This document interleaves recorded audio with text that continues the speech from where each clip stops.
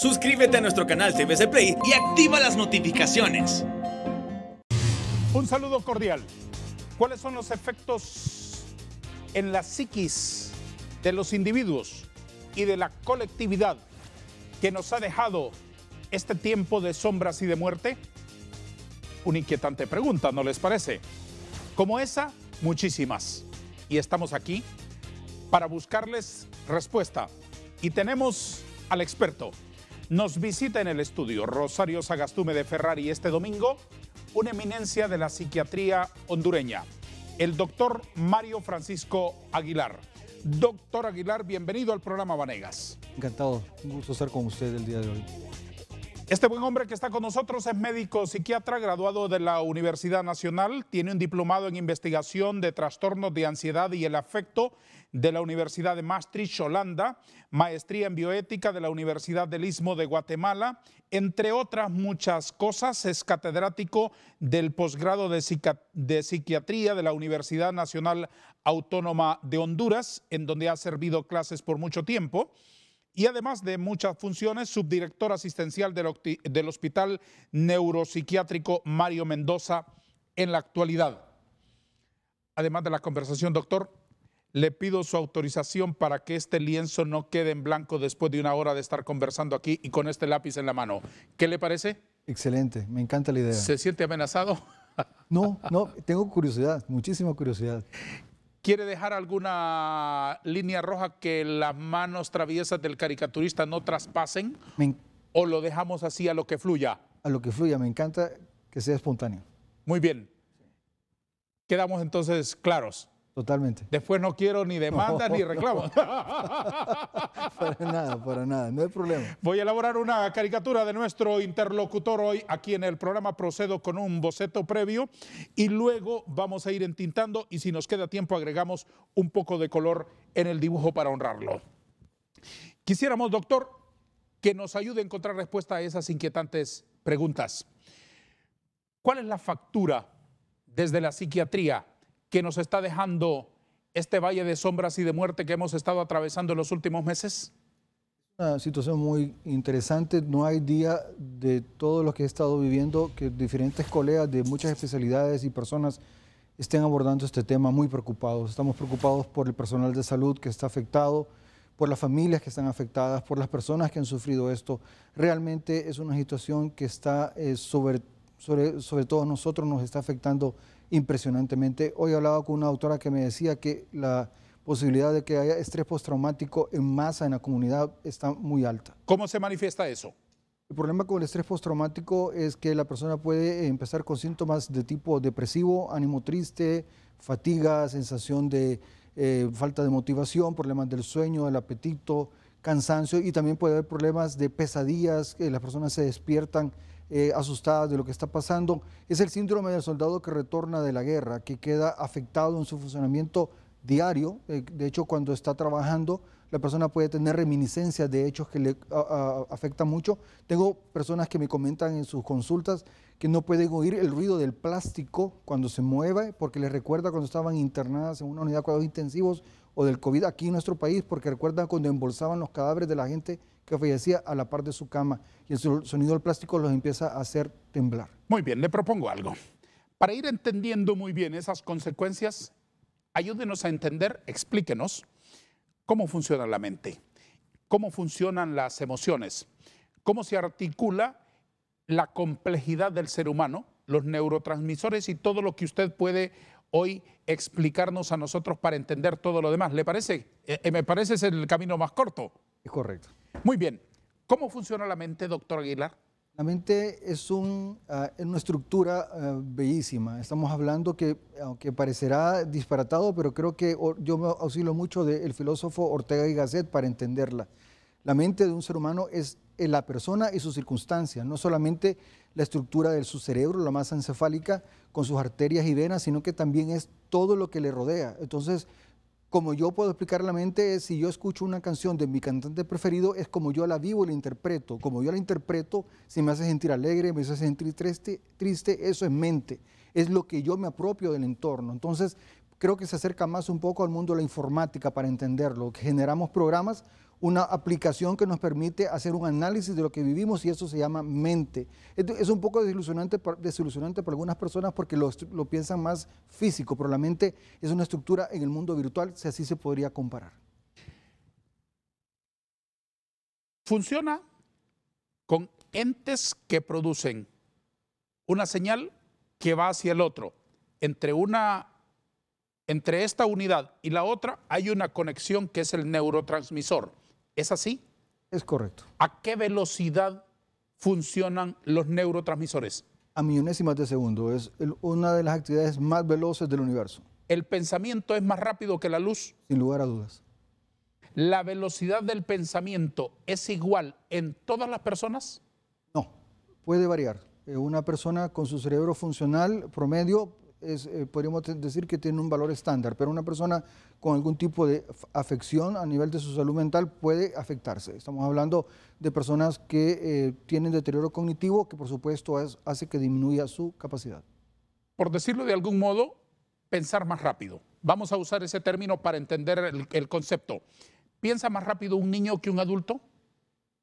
Sí, podría darse el caso porque el niño tiene su actividad de una forma más fresca, pero también tiene sus desventajas, porque un niño todavía no ha vivido algún tipo de, se llama poda, aunque pareciera increíble, pero los neurocientíficos le llaman poda.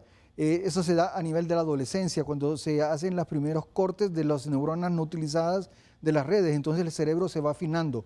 Por eso que usted puede escuchar de que desde muy chiquito ahora se habla de estimulación temprana para que los niños puedan desarrollar al máximo redes. Y una cosa que hay que aclarar, que no es importante que todas las redes se activen, sino que las que me hacen funcionar efectivamente. Eso es importante. ¿Las neuronas se están renovando todos los días? Las neuronas se están activando diariamente, siempre y cuando sean estimuladas.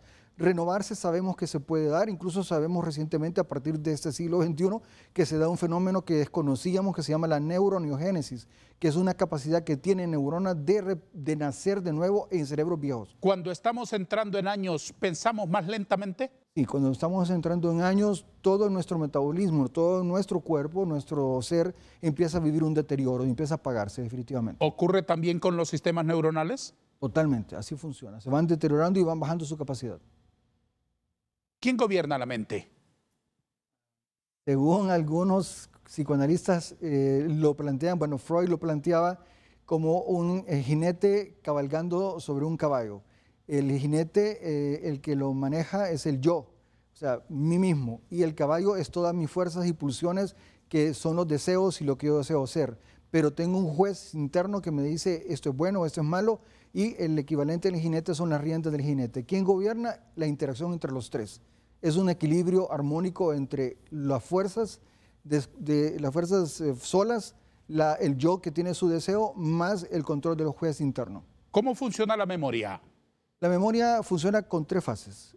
La fase de la captación de la información o atención, la fase del almacenamiento de la información y la fase tercera, que es la capacidad de traer de lo almacenado, que llamamos evocación. Todo lo que vivo, todo lo que grabo, todo lo que toco, todo lo que siento, todo lo que saboreo, todo lo que escucho, todo lo que veo, ¿lo guardo? Totalmente, es un mecanismo fascinante, todo se almacena. ¿Existe la capacidad de recordar absolutamente todo? No, el cerebro toma decisiones que tal vez los que usan computadora pueden entenderlo, que lo que no se está utilizando se manda a la papelera de reciclaje. Está guardado en un lugar que algún evento puede hacer que lo logremos evocar, pero lo que no se utiliza se almacena. ¿Hay algún tipo de clasificación en la memoria? Sí, hay memoria de trabajo, hay memoria reciente, hay memoria anterógrada, hay memoria musical, hay memoria auditiva, hay una cantidad de actividades de la memoria. ¿Eso tiene que ver con la inclinación de cada uno por sus talentos o por sus propias aficiones? Yo en lo personal tengo ese criterio, que yo desarrollaré con más habilidad lo que a mí me gusta y si lo pongo en práctica, mucho mejor. A usted, por ejemplo, se le olvidó hoy ponerse calcetines. Es correcto, se me olvidó. Le contaba que no tenía mucho tiempo de no usar traje por estar metido en la labor médica. Ajá. Y no almacené esa información correctamente y me vine sin los calcetines. Qué interesante. ¿Y la memoria es selectiva? Sí. ¿Yo puedo decidir qué cosas grabar y qué cosas no grabar? Sí, la decidimos. Digo, no grabar, sino usar más esos archivos que otros. Sí, es correcto. A mí no me sorprende tanto que de forma consciente yo decida qué almacenar. Para mí la parte más fascinante de la mente es cuando mi inconsciente, que es una parte de mi ser que no yace en mí, está tomando decisiones qué guardar y qué no. Incluso es el que nos hace soñar, el que trae en los sueños recuerdos que nos permiten elaborar y manejar nuestra vida del día y las angustias que tenemos. Hablando de eso, ¿por qué en la noche los sueños son un poco inconexos? Porque el juez interno, que está ubicado en el lóbulo frontal, en la parte frontal de nuestro cerebro, duerme. El juez interno, cuando usted está despierto, decide pensar correcta o incorrectamente o a su gusto. Si usted quiere ser un poco punk o funk o rock para pensar, lo va a decidir hacer, pero dormido, ese juez yace y entonces el cerebro desordenadamente actúa a su gusto. ¿Por qué algunas personas tienen memoria, por ejemplo, para recordar rostros? ¿Por qué algunas personas recuerdan con más facilidad nombres que otras personas? ¿Por qué unas personas recuerdan más datos matemáticos, números de teléfono, lugares, sabores, sonidos que otras? Hay personas que he escuchado que me dicen, mire, ese rostro lo he visto, pero no recuerdo dónde lo he visto. Y está con aquella tortura el día entero tratando de recordar dónde es que vio ese rostro. Sin lugar a dudas se mezclan dos factores. El factor genético, que hace que usted tenga cierta capacidad o facilidad, perdón, para poder hacer actividad musical, actividad auditiva o la que usted guste, pero usted tiene que entrenarse. ¿Tiene que ver la genética en eso? Claro que sí, claro que sí. Usted tiene ya ciertas habilidades que vienen en su paquete operativo. Yo lo llamo así, el paquete operativo viene en nuestros genes, en el DNA, en las neuronas y todas las células de nuestro cuerpo, entonces por supuesto usted tiene facilidades para algo. Luego, si usted se entrena en eso y como a usted le gusta y lo practica, se puede volver una persona sumamente hábil haciéndolo. ¿La memoria es infinita? La memoria, podríamos pretender que sí, es una pregunta muy profunda, pero creo que tiene su fin, no creo que sea infinita. Llega un momento que colapse. Ahorita que usted me dice eso, las interrogantes que se hacen ahora con inteligencia artificial es precisamente preguntarse cuál es el límite, si podemos trascender de este cuerpo y ubicarnos en una unidad externa, pero tiene límite. Pero va mucho más allá de lo que la usamos, ¿no? Claro que sí. Es decir, ¿cuántos números de teléfono se sabe usted de memoria? Séame lo más franco posible. Yo creo que tal vez 20 y mucho, tal vez. Creo que me sepa mucho. Probablemente eso está condicionado por las cuestiones ambientales, porque ahora hace uso de un clic y recuerda 10.000 y retoma el dato de 10.000 números de teléfono. Si tuviese la necesidad de recordarlos, estoy seguro, bueno, en el caso suyo no es un buen ejemplo porque usted es una persona sumamente inteligente, más inteligente que todos nosotros, pero usted podría aprenderse todo el directorio telefónico de Nueva York, estoy seguro. Yo creo que la memoria tiene esas capacidades. ¿Puedo decirle algo? Sí. Yo bromeaba con mis compañeros cuando estudiábamos, de repente algún día va a ver este programa, porque yo jugaba con los datos de números, porque me fascina guardarlos, y entonces al inicio de los temas de estudio usted guarda datos epidemiológicos y a mí me encantaba guardarlos y ellos se enojaban conmigo porque decían que lo hacía por molestar. Pero tengo facilidad para recordar números. Entonces recuerde el número 1. Este es el primer corte comercial del programa y recuerde que este es Canal 5. ¿Le parece? No lo olvide. La primera pausa del programa, Vanegas. ¿Qué lado del cerebro es el que más se usa cuando se está dibujando? Depende de lo que usted tiene como predominancia. Si usted es derecho, va a ser el lado contralateral a su actividad. El arte está en el lado contralateral a las actividades motrices, sobre todo en el lóbulo frontal. Y eso es arte. Ya, pues aquí dibujo y converso. Doctor Aguilar, ¿cómo se forja el carácter? Ok. Nacemos con un paquete operativo que los genes nos lo brindan, que es el temperamento. La gente se equivoca al decir es de un temperamento fuerte. El temperamento es los datos básicos. Usted puede ver un niño pequeño que desde que lo conoce, usted un niño llorón, un niño callado, esos vienen los genes. El carácter es el producto de la interacción de esos genes en ese niño con el entorno. Eso se llama carácter. Sí. Hasta llegar a los 18 años se llama personalidad, pero hasta antes es carácter. ¿Dónde están las emociones? Sistema límbico está en la parte intermedia del cerebro. Si usted lograra abrir el cerebro, viene como una nuez en dos sectores, dos hemisferios. Si usted lo abre, en la parte media ya hace lo que llamamos sistema límbico, está estructurado por una serie de estructuras que deberíamos decir, yo no te amo con el corazón, sino que yo te amo con mi sistema límbico, es lo correcto. Suena poco romántico. Por supuesto. Francamente. Y no le va a creer la cipota. No, nada que ver. Para nada. Suena más lindo decirle te amo con todo mi corazón. Correcto. Con toda mi alma y con todas mis fuerzas. Es correcto. Sí, suena más lindo, aunque no le crean a uno, digamos. Es correcto. ¿Y las emociones quién las gobierna? ¿Cómo se gobiernan? Yo diría que está tan bien diseñado que una parte de ella no debe ser gobernado, porque entonces ya dejarían de ser emociones. Lo lindo del sistema qué linda respuesta. Sí, lo lindo del sistema es que es libre. Al ser libre, yo le puedo poner un nivel de control, pero no total, porque entonces ya no serían emociones, serían razonamientos. Cuando nos enamoramos, ¿perdemos el control?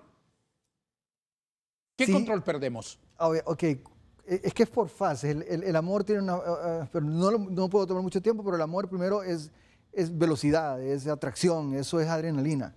Pero pasado un momento, el amor, cuando empieza a tratar a alguien, se convierte en gratificación, se convierte en deseo, en anhelo, que es serotonina. Pero pasado la gratificación, sentirme agradado, esa muchacha me hace sentir me hace sentir feliz, me hace sentir súper bien, eso es dopamina. Hasta ahí estamos hablando de amor, pero cuando usted se entrega por alguien a cambio de nada, eso lo gobierna la oxitocina y eso es amor pleno. Amor de verdad. Amor de verdad. El otro es a cambio de nada. a cambio de nada. Otros son fases. Ajá. Son fases, nada más, que son parte del amor.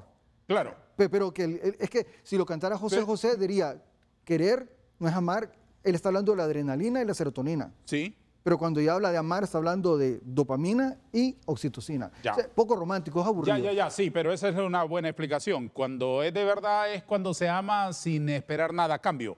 Es correcto. Aunque no me pare bola la muchacha. Estamos de acuerdo en eso.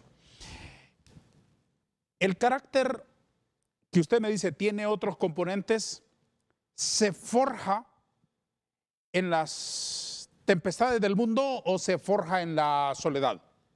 Se forja en cualquier experiencia de vida, pero las que dejan información imborrable, porque si usted lo logra entender, toda información lleva una meta, que usted logre sobrevivir y dos opciones, que se adapte en el entorno y usted logra hacer aprendizaje de cada día para mejorar su supervivencia y la más bella es llegar a tener calidad de vida.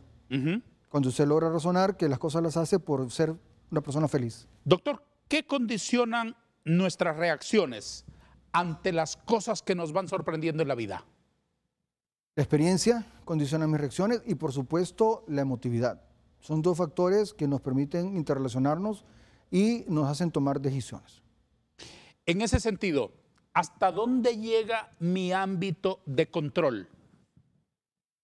Bueno, depende cómo usted educó a su juez interno. Si su juez interno, la parte que controla... Frente a una crisis, por ejemplo, frente a un luto, frente a una sorpresa, frente a una situación extrema, no todos reaccionamos igual. Entonces, ¿qué condiciona? Esa debería ser mi pregunta. Perdóneme por no saber preguntar. No, ¿Qué condiciona cómo reaccionamos frente a situaciones adversas o frente a situaciones sorprendentes, digamos? La primera fase es natural. La gobiernan los neurotransmisores inmediatos, que son los que hacen que usted se sobresalte, y hay otros que se liberan de forma fascinante que se llaman endorfinas, que provocan que usted también se calme, porque cuando usted está en un momento traumático, un accidente, de repente usted se siente que su corazón se acelera, pero también siente que un pensamiento que es como que lo que está sucediendo no es real. Eso lo maneja el cerebro para sedarlo un poco de la angustia. Pasado ese momento ya... Es una reacción de defensa el querer negarlo. Es correcto. Esto que estoy viviendo no es cierto. Hay momentos que se puede decir eso. La persona como entra en negación, pero sí. En otros el evento está tan duro, tan difícil, que tiene que sedarse un poco. Decimos nosotros, tiene que sedarse un poco para poder manejarlo. Luego viene la información almacenada, la experiencia que hace que usted tome decisiones. Las personas en un 100% ante experiencias traumáticas pueden funcionar así. El 90% de la población va a volver a retornar a la funcionalidad que tenía. El 5% puede quedar afectada de un evento traumático y el 5% restante hace en lo que en inglés se llama un upgrade o se supera y 5% salen mejor de la prueba. Doctor, hemos estado confinados, la humanidad entera, en los últimos meses, en los últimos 2 años. ¿Qué efectos produce el encierro? El ser humano es un ser gregario, no está diseñado para el encierro. Pero tampoco se puede negar que tiene capacidad de adaptación en casos extremos, y lo estamos viendo en este momento. Por supuesto, lo ideal es que retornemos a nuestras funciones de socialización usual, pero esto no va a pasar una factura en la cual no solo van a quedar marcados los individuos, sino generaciones como las que estamos viviendo ahora. ¿Cuál es esa factura? Pues imagínense que personas que pierdan la capacidad de socialización, ya tenemos un fenómeno que nos estaba afectando en gran parte de la población que por lo menos tenía la capacidad de acceder a una computadora. Gran parte de nuestros jóvenes estaban atrapados en el mundo virtual, aislados del contacto social.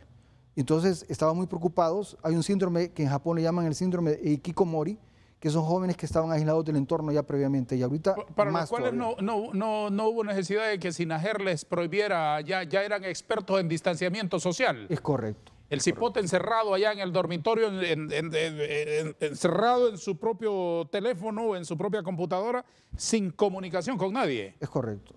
Que notamos ahora nosotros, muchachos jóvenes que son difícilmente enfrentan situaciones sociales, muy retraídos, con pobre contacto social y que les cuesta mucho socializar, bastante. ¿Nos cansamos de estar acompañados de la misma persona?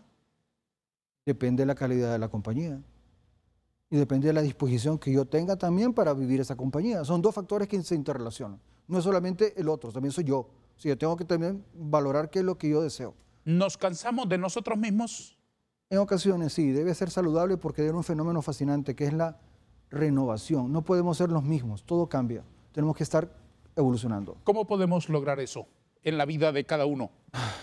Gracias a Dios el paquete corre independiente, operativo de mi voluntad.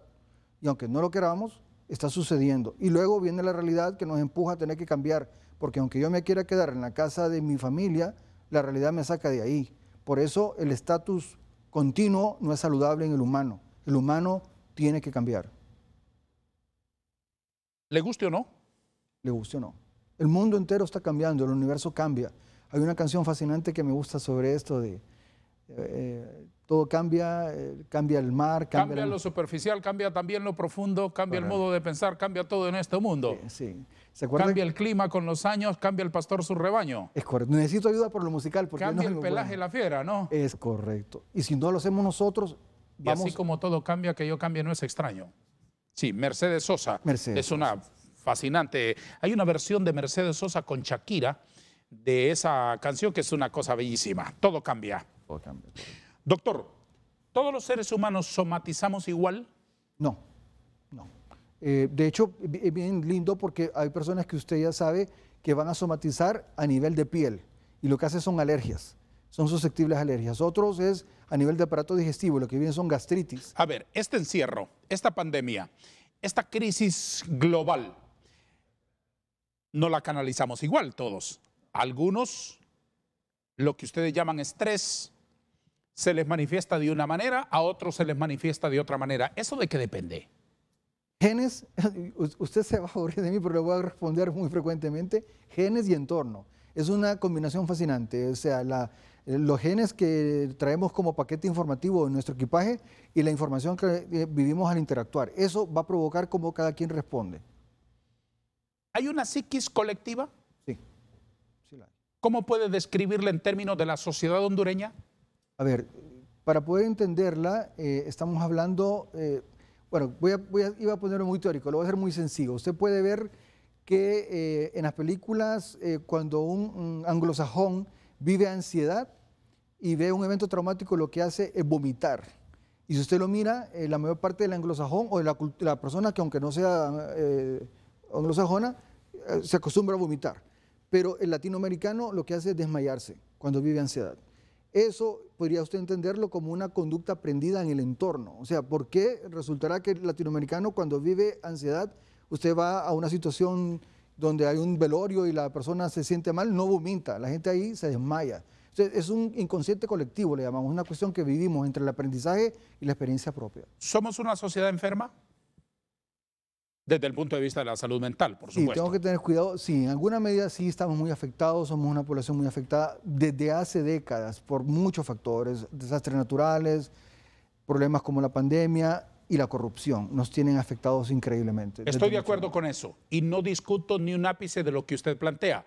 Pero hay una cosa también que creo que profesionales como usted deben gritarlo en este país, y es que la salud mental la hemos abandonado completamente. Totalmente. Nos preocupamos por cualquier otra cosa, por no fumar, por comer saludablemente, por ir al gimnasio, por hacer ejercicio, por no consumir grasas, pero no por alimentar la mente, pero no por cuidar el límite de mis pensamientos, mis emociones, mi propia disciplina de que el resorte que mueve la idea, como vivo yo insistiéndole a Abraham y a Ángel en la casa, el resorte que mueva la idea sea un resorte efectivo, dinámico, bueno, que la fuente esté sana. Correcto.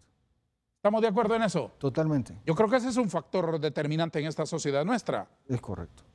Ahora bien, ¿por qué al actuar en manada perdemos la responsabilidad individual? El individuo cambia en el grupo. ¿Por qué? ¿Por qué ocurre? ¿Cómo se produce eso en la mente, esa decisión, esa despersonalización, esa renuncia a la responsabilidad individual? Yo pienso que usted lo está trazando con sus preguntas de una forma clara. O sea, cuando uno se une al grupo y se convierte en manada, tiene que entregar un poco del yo. O sea, me identifico con el entorno. Y aunque pareciera increíble, yo dejo ser un poco yo y empiezo a resonar con el entorno. No sé si yo sea muy bueno en hacer analogías, pero podría ser como que yo canto mi propia sonata o mi propia balada, pero en grupo tengo que resonar con los instrumentos que me rodean. Muy buen ejemplo. Y entonces ya mi sonata no es la misma, ya es la del grupo. Muy buen ejemplo. Por lo tanto, y luego no puedo desentonar del grupo. Y esas van a ver valoraciones bien interesantes, Sí. abogado, porque ya empieza a pensarse, yo no puedo sonar diferente a los demás. Y entonces de repente uno se asusta que el hombre en grupo se vuelva violento. Claro. Pero va siguiendo el sonido del grupo, y el grupo es violento. En la muchedumbre, en el estadio, usted escucha gritar desaforadamente e irresponsablemente y con unas palabras muy coloridas a personas que si usted en lo individual se las encuentra en el pasillo de una oficina, son unos ejemplos de educaditos. Totalmente. Por ahí vamos a ir hablando. Una pausa, la segunda del programa Vanegas. Cada domingo es mi deleite dibujar y conversar y dibujar aquí en este foro donde recibimos con agrado, con alborozo particular, la visita de personajes muy inteligentes de nuestra sociedad que vienen a alumbrarnos con la luz de su entendimiento. Y me aprovecho de su generosidad para elaborar en nombre de todos ustedes un dibujo humorístico, una particular interpretación de cómo los veo, como este dibujo que hoy estoy elaborando aquí del doctor Mario Francisco Aguilar, psiquiatra, que nos hace el honor de acompañarnos en el programa Vanegas, que emitimos después de Noche de Gala por Canal 5 y a las 5 de la tarde por Telesistema Informativo nuestra retransmisión. Gracias por vernos en cualquiera de nuestras emisiones o también disfrutar de entrevistas de fechas pretéritas en la multiplataforma de internet de esta casa de televisión en el www.televicentro.com en la red mundial de computadoras. Estoy avanzando ya, voy entrándole al color, doctor. Muy bien, muy bien. Y como usted me dio ciertas libertades, Por favor. entonces aquí estoy, aquí voy avanzando. Lo más importante es cerrar su opinión al término del programa. ¿Se puede en una especie de tweet, en un telegrama, describir el estrés? Sí. ¿Qué es? El estrés es la interacción que hay del entorno o de uno mismo en su interior que provoca cambios que llamamos ansiedad. O sea, son las experiencias que valoramos como significativas que nos provocan alguna respuesta. ¿Qué es la ansiedad? Y la ansiedad es, le voy a dar dos definiciones. Una, la concreta, que es toda la respuesta que hace nuestra mente y cuerpo ante la situación de estrés. Pero hay una que me encanta, que me lo enseñó el doctor Raudales, maestro ya fallecido. Él me decía, para que no se te olvide, imagínate la ansiedad como una empleada. La ansiedad es la empleada que está bajo tu cargo, entonces te cuida y te protege. Esa señora cuando te viene un peligro te avisa y te dice no meta la mano al fuego, no se acerque a ese lugar que hay peligro. Pero cuando le dejas control y la convertís en ama de llave, ya endulza tu café, sabe tus gustos y ya toma control sobre vos. Y eso hace que ya vos digas que bien, yo no tengo que pedirle nada a mi ama de llaves porque me conoce plenamente. Pero el problema es cuando se vuelve la dueña de la casa. ¿La ansiedad es una preocupación por el futuro? Visto desde el punto de vista concreto, sí, pero la ansiedad es bien compleja porque está formada por un montón de síntomas, que es cuando ya se convierte en un problema. ¿Cómo se manifiesta? Es páginas y páginas de síntomas, pero puede empezar por nombrarle algunos: palpitaciones en el pecho, sensación de desesperación a nivel de la mente, sudoraciones en el cuerpo, sensación de escalofríos, sensaciones de temblor. Hay gente que se orina de la ansiedad, hay gente que puede defecarse por la ansiedad, o sea, una amplitud de posibles manifestaciones. ¿Qué nos pone ansiosos? Lo agradable y lo desagradable. Eso pareciera paradójico, pero una cosa agradable, una muchacha bien guapa me puede poner ansioso, pero alegremente ansioso, pero también una amenaza me puede poner desbordado y perdiendo el control. Deme un ejemplo, con todo respeto y sin invadir su privacidad. Si quiere, respóndalo, y si quiere, no lo responda. ¿Qué lo pone ansioso a usted? Mi esposa enojada me pone ansioso. ¿Cómo actúa en esa situación de ansiedad? Ok, si me voy a ese ejemplo, una mirada de ella y yo nos amamos mucho, pero incluso bromeamos sobre esto. Yo sé cuando las señales de ella está molesta, yo sé entenderla y sé qué cosas tener prudencia y cuidado cuando he dicho algo que a ella no le agrada, por ejemplo. ¿A todos nos pone ansioso lo mismo? No, hay gente que puede ser. Me recuerdo la respuesta de un matrimonio que lo atendía, que decía: me enoja mi esposa porque es fresca como una palmera. Yo estoy que me muero de la angustia y ella está como que no pasa nada. Entonces me decía la esposa: doctor, explíquele que yo estoy muriéndome de la angustia, nada más que yo no pierdo el control como él. Yo lo manifiesto así, quedándome congelada. ¿Cómo se controla la ansiedad, doctor Aguilar? Ok, la ansiedad es una respuesta natural. Debemos permitir que dé cierto nivel de actividad, pero recuerde que eso sucede de forma inconsciente.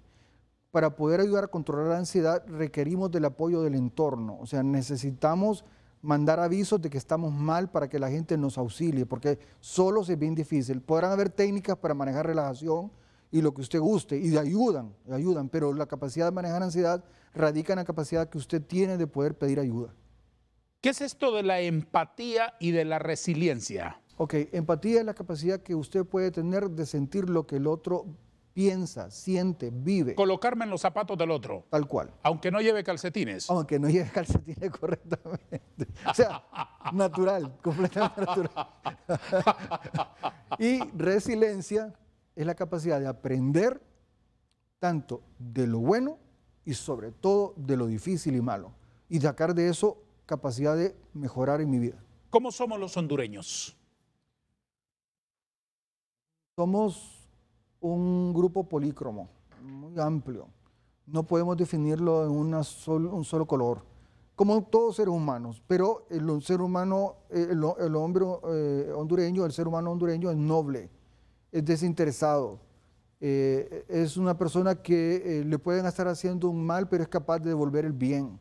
Lo que ha sucedido con la violencia que nos rodea en las calles no es la figura real del hondureño.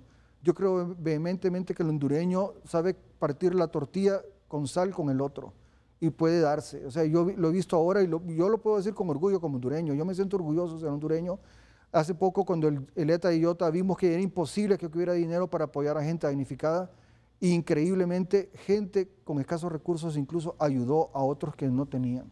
¿La pandemia ha disparado los casos de ansiedad? Sí.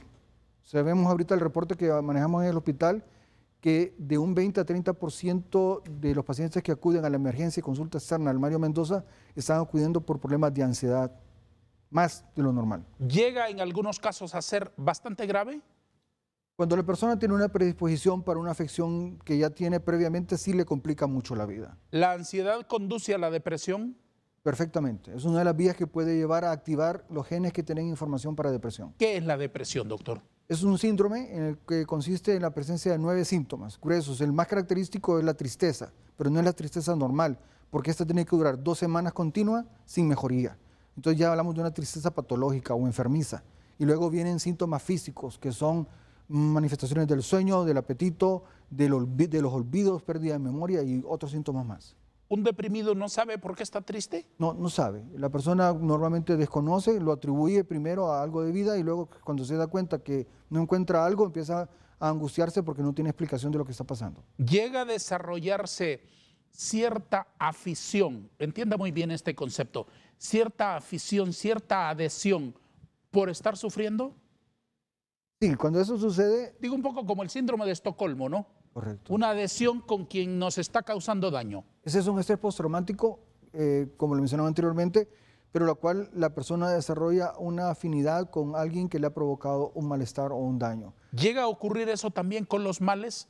Cosas que ya se superaron, tristezas que ya se superaron y vuelve el pensamiento a volver a sufrir aquello de aquella operación, de aquella tristeza, de aquel luto, de aquel dolor en 1974 y lo vuelve a traer a la actualidad. Es muy probable que hay algunas personas dentro de la población que puedan tener esta tendencia a estar viviendo reminiscencias de eventos vividos y que le vuelven a afectar o le empeoran su condición actual. Una reedición del dolor. Una reedición del dolor. ¿Cómo se supera la ansiedad? ¿Cómo se supera la depresión, doctor? Ok, básicamente en estados críticos podemos pretender no oír esto, pero lo más importante es tomar los medicamentos que nos ayudan a salir de esto. Si no se hace es como pedirle a alguien con fiebre que se salga de la fiebre sin tomar un fármaco. En estados, estoy hablando de moderados a graves. Por otro lado, también se requiere un apoyo terapéutico que consiste también en la capacidad, por otro lado, de rehabilitarse en su vida cotidiana y social. Si no se cumple esto, se va a estar repitiendo continuamente los cuadros depresivos. En estos y en otros aspectos de la conducta humana y todos los que hemos revisado, aunque sea de manera conceptual, ¿qué papel se juega la fe?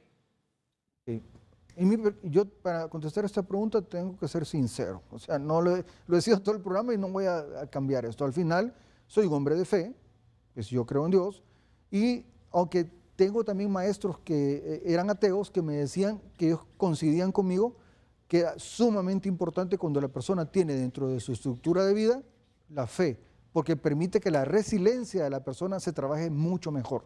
O sea, es un factor que permite que las personas salgan de esto de una forma muy buena. Muy buena. Es súper eficiente y sí se cuenta con ello. Sí, le puedo confesar que cuando yo empecé a estudiar psiquiatría, yo tenía una posición un poco diferente porque yo le decía a mi maestro, que era ateo, que me llamaba la atención que gran parte de la población del hospital psiquiátrico deliraba con ideas místicas religiosas y yo lo pensaba atribuir a que esto lo afectaba. Y mi maestro, que era ateo, me dijo, estás equivocado, nada que tiene que ver. ¿Y qué le ha enseñado la experiencia? Que mi maestro tenía razón, que la fe ayuda y aún siendo ateo, él estaba claro en ello también. ¿Cómo funciona eso de la fe en el cerebro? Ok. Hay un señor que se llama Antonio Damasio, que es un neurólogo especialista en estudio de conciencia, que él ha estado estudiando durante mucho tiempo, décadas, a una gran cantidad de personas religiosas. Estamos hablando de monjes budistas, monjas católicas, personas de diferentes iglesias de tipo evangélico, protestante. O sea, él ha hecho un estudio muy profundo y se da cuenta él de que la búsqueda de la fe en el cerebro humano, él dice que es una búsqueda del ser supremo, pero va más allá, con una unión con el entorno, con ese universo que trata de comprender. Entonces, es muy fascinante su vida porque él ha estudiado incluso con imágenes de resonancia magnética y movilización de positrones cómo funciona la mente de una persona que está haciendo fe. Y él pasa fascinado de eso, sus libros son muy interesantes. ¿Y qué le digo yo? O sea, yo lo miro más como un hombre también de fe y pienso que es sumamente importante para la salud de una persona que vive esta experiencia que le pueda servir para sobrellevar su vida.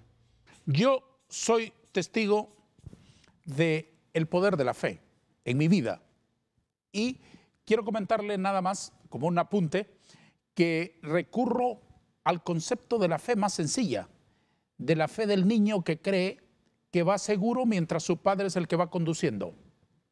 Entonces recurro a la lectura de Max Lucado, por ejemplo, que es maravilloso, y que dice, ¿por qué deberías estar ansioso si estás consciente que Dios tiene el control de tu vida?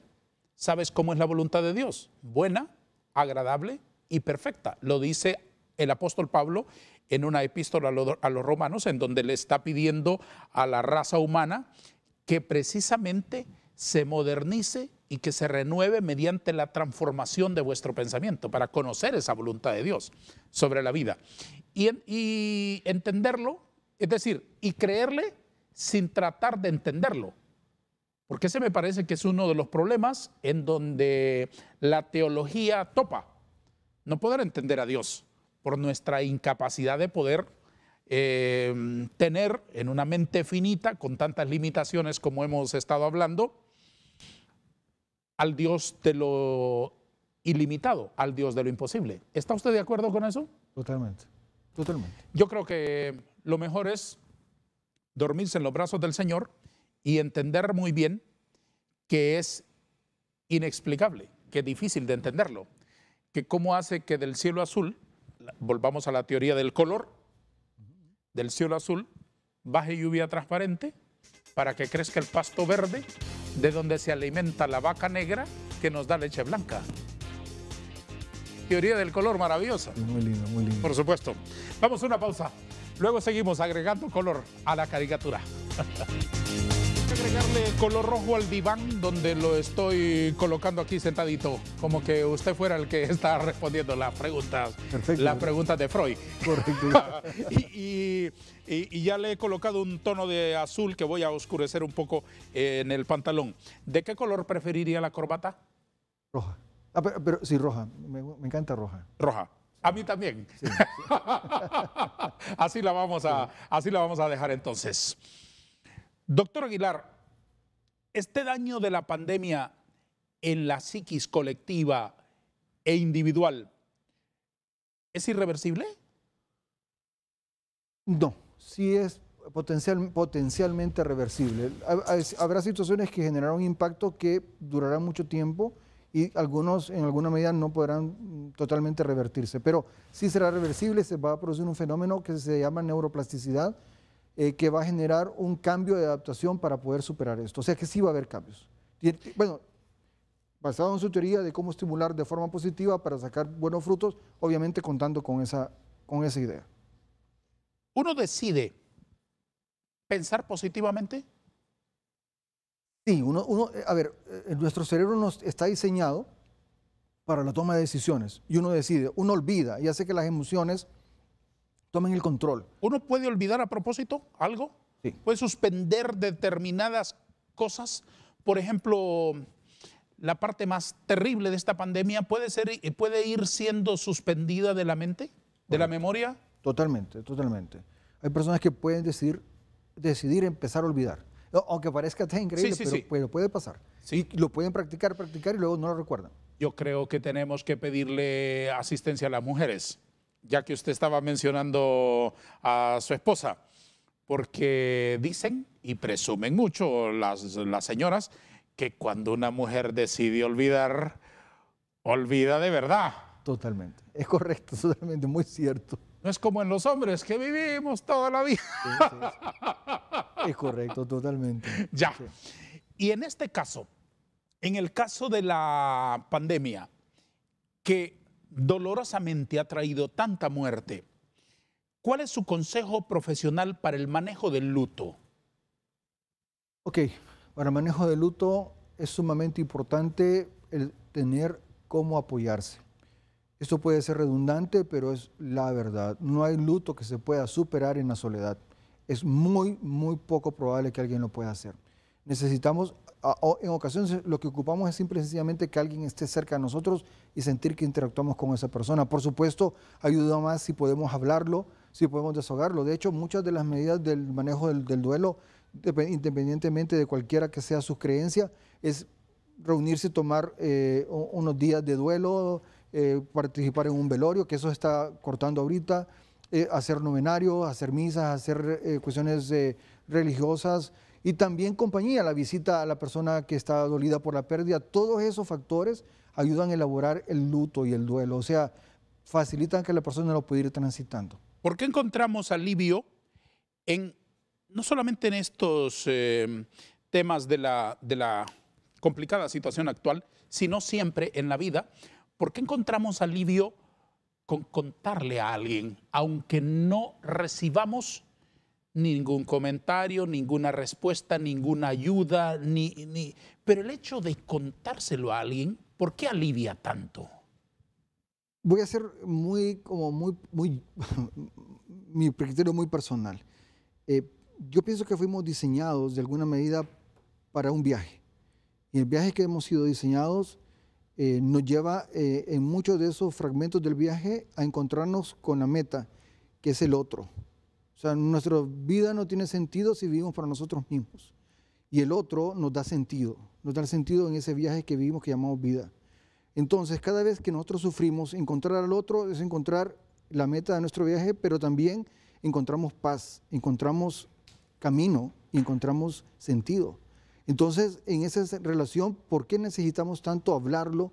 ¿Por qué necesitamos tanto compartirlo? Porque la mayor parte de nosotros requiere ese otro que le complemente. No estoy hablando solo de una pareja, estoy hablando del amigo, estoy hablando del hermano, estoy hablando de la persona que me entiende. Del que ayuda. Del que ayuda. Sí. Y ese otro, ¿con qué criterio lo seleccionamos? ¿Por qué tenemos más afinidad con cierto tipo de personas? ¿Y por qué con otras personas basta una mirada para que le caiga en la planta de los zapatos? Correcto. Tiene que ver mucho con las experiencias vividas. Nada de esto se da al azar. Pues tenemos, por ejemplo, una tendencia a buscar personas con ciertas características. Tal vez no lo notamos, tal vez no lo percibimos. Similares. Sí, con ciertas, por ejemplo, a mí me podría decir alguien, me encantan las personas con carácter fuerte y que no andan con muchos detalles de cariño ni nada. Me siento cómodo con ellas. Podría decirme alguien y decir, pero ¿y cómo te gustan? Pero a mí me parece que me siento más seguro con una persona así. Entonces, como le digo, otra persona dirá, no, a mí me gustan las personas que me apapachen, que me quieran, que me digan una y un millón de veces que me quieren, pero otro le sofoca. Esos son los míos. Esos son los míos. Yo tengo afinidad, mucha afinidad, y lo noto. Y ahora estoy haciendo una rápida memoria de mis amigos más próximos. La gente cariñosa, la gente que se ríe aún sin motivo, esos son mis preferidos. Esos son mis preferidos. Creo que eso le ocurre a todos los seres humanos. A todos. Y tenemos nuestros gustos. Ya, unas últimas inquietudes, porque ya lamentablemente no tenemos más tiempo. ¿Qué recomienda usted a Honduras en este momento para superar esta hecatombe que hemos estado atravesando? Ok, mucha gente pregunta qué debemos de hacer. Yo pienso que lo primero es saber tener el apoyo de las personas que nos rodean. Eso es sumamente importante. Número uno. Número dos, saber reconocer cuando hay un problema es sumamente importante también para poder buscar a esa persona que nos ayuda. Y número tres, tener una disposición de servicio a los demás. Nosotros no tenemos plenitud si no encontramos sentido a la vida y los problemas no se resuelven a la brava, se resuelven buscando soluciones que tengan sentido y hagan sentido de vida. Si no, difícilmente se encontrarán. ¿Hay un número de teléfono o hay una cuenta de correo electrónico que usted nos puede facilitar, doctor, para que quienes quieran entrar en contacto con usted lo hagan? Sí, tengo el teléfono que voy a facilitarle en este momento. ¿No se lo sabe de memoria? No sé de memoria. Ese teléfono es el de la clínica para sesiones y ese teléfono, ya le digo ahorita. Lo busca y lo rotulamos. Y lo rotulamos. Y lo rotulamos. Sí, sí. Doctor Mario Francisco Aguilar, estoy profundamente agradecido con usted y para que vea que el agradecimiento tiene una manifestación palpable, voy a entregarle una caricatura que he estado haciendo aquí mientras absorto escuchaba sus explicaciones. El doctor Mario Aguilar, eminente psiquiatra que ha estado con nosotros hoy aquí en el foro, le entrego la caricatura con mis dedos cruzados para escuchar su opinión. ¿Qué le parece? Excelente, buenísima. Me imaginé que me iba a dibujar sin calcetines, pero no lo hizo. No, pero está buenísima, me fascina, está encantado. La guardaré en un lugar especial en mi casa, que téngalo seguro. Muchísimas gracias, Sí. doctor. Sí. Déjeme una respuesta con una palabra para mis últimas inquietudes, por favor. Dígame 3 grandes razones para vivir. Dios, la familia y el prójimo. ¿Qué es el alma? El alma es la vida en sí misma que nos une con el Creador. ¿Qué debo hacer para salir del pozo de la tristeza? La ayuda de los demás y la compañía de los demás. ¿Tienen salud mental nuestros políticos? Deberían, pero no creo que todos la tengan. ¿Cuál es el secreto de la alegría? No buscarla y darse cuenta de que es un camino y jamás se llegará a él. ¿Cómo salto del pantano de la ansiedad? Lanzando gritos de auxilio y de apoyo a quien me rodea y dejándome ayudar. ¿Qué hay después de la muerte? Vida. ¿Hay que ser adicto a algo? A lo bueno, pero con medida. ¿Cómo son nuestros hospitales psiquiátricos? Son lugares que pretenden ayudar a los que llegan ahí con el mayor cariño posible. ¿Cómo será el futuro?